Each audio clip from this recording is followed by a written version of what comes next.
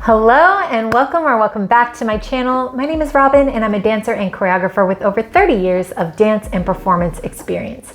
I've spent the last decade focused on partner dance and wedding first dances. So a lot of us have a little bit of a fear of learning choreography because it's something that we haven't done before and we don't realize that it is actually a skill. It's not something that you're either born with or not. It's something that you learn how to do. There are some specific things, some specific tools that I'm going to give you today that will help you improve on this skill. Let's go ahead and jump right in. So tip number one is do the movement. What do I mean by this? I mean, while the teacher is explaining and showing the movement, do it along with them because there's not going to be as many opportunities once the teacher leaves to do the movement at the same time as the teacher. And this kind of gives you a feel of the timing, the cadence, the rhythm, the feeling of it.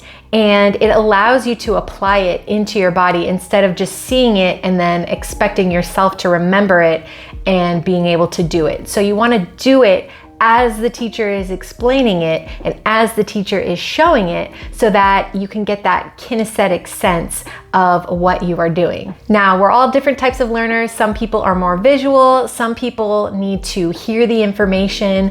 I like to give my students a little bit of everything. I like to explain it, show it, but the most valuable tool and something that if you're not a dancer, you might not know this, is the kinesthetic learning tool, and that is actually doing the movement. It might feel weird, like how do I do it if I don't know what I'm doing? But if you're doing it alongside the teacher, then you just copy along, you just follow along, and that is the quickest way to get the movement into your body. So try to avoid just staring at the teacher while the teacher is doing the movement and expecting yourself to just regurgitate that same movement, and do it alongside the teacher at the same time. So the next tip is to go slow. Don't be afraid to ask the teacher to slow down and do the movement super slowly. If you can do it slow, then chances are once you get it in your body, you'll be able to do it a little bit more quickly next time. But don't be afraid to go as slowly as you need. Sometimes choreography can be thrown at us pretty quickly and our brain is just like trying to process everything and it's just like, what did you just do? What am I doing?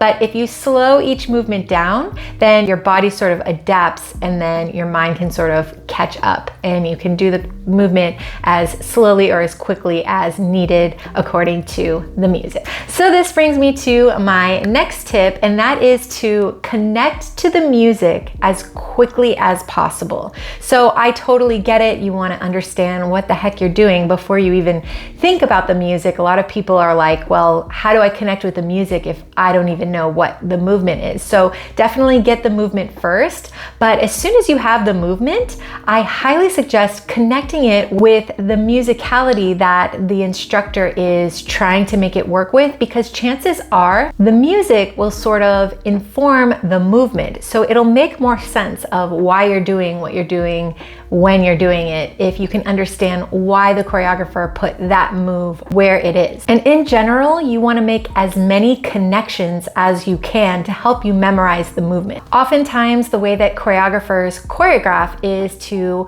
hear the music, but also feel the music. So whatever we are feeling goes with that part of the music is what we will choreograph. So try to get into that headspace of the choreographer and connect to the music, and that should help you memorize the choreography with much more ease. The next tip is to break it down and look for details. So you want to, once you get a general feel for what the movement is, you want to look at the choreographer or your teacher and see what they're doing and break it down.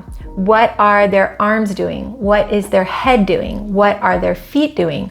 What is the body movement? Where are their shoulders placed?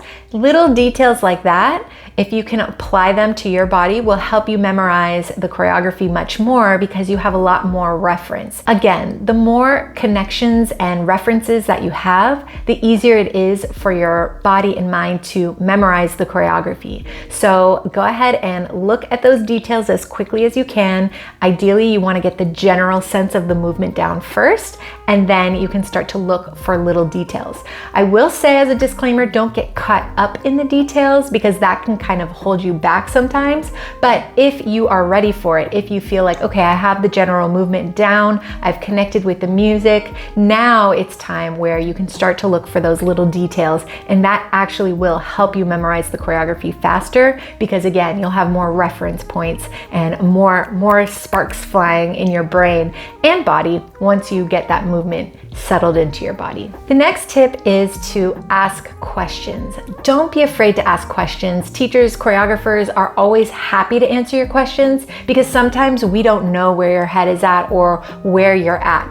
We don't know sometimes if we're moving too quickly for you. So let us know what's tripping you up. Let us know what's on your mind. Don't be afraid to ask questions. We're always happy to answer them. And it kind of gets us on the same page, and it will help you to memorize the choreography faster because those questions in your mind won't be floating around. They'll be answered, hopefully, by your teacher immediately. The next tip is to take videos. You can ask the teacher if it's okay if you record the entire session if you want, or what I like to do is just have my couple record the very last couple run-throughs so that they have a reference point. If they want to, they can record me doing the choreography as well so that they can see the musicality and they can see the details for themselves and take their time at home to sort of study and go over those details.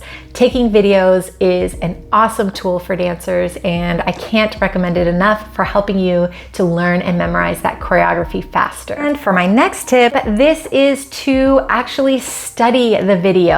Sometimes we take it for granted how great of a tool taking video is, and we don't realize that just watching the video can be a great passive way to practice. When I was growing up learning how to dance and finally there was video to go off of, it just opened up my horizons in terms of being able to correct myself and being able to grow as a dancer, because you can actually see yourself and how you're doing it. You can compare yourself to those around you, your teacher or others, and you can make those adjustments that you want to make. I used to become obsessed with my videos and I used to watch them in my free time, and it's a great way to practice without even needing to break a sweat. Just watch the videos over and over and your brain is processing the information. And that way, when you do go to practice, you have yet again another reference point, more connections, and it's just going to be easier to gel it together and to memorize that choreography. So for more tips like this on first dances specifically, go ahead and click the links that I'll leave in the description box below. Hit the like button if you liked it. Subscribe and hit the bell so that you're notified every time I post a new video. I post helpful, inspiring, or entertaining videos at least once a week. I'm trying to stay on that schedule. It's been a little bit nutty and a little bit crazy to get these videos out consistently, but I am doing my best to get on a consistent recording and posting schedule for you. So definitely subscribe for more of that. And with that said, I will see you in my next video. Thanks everyone. Bye.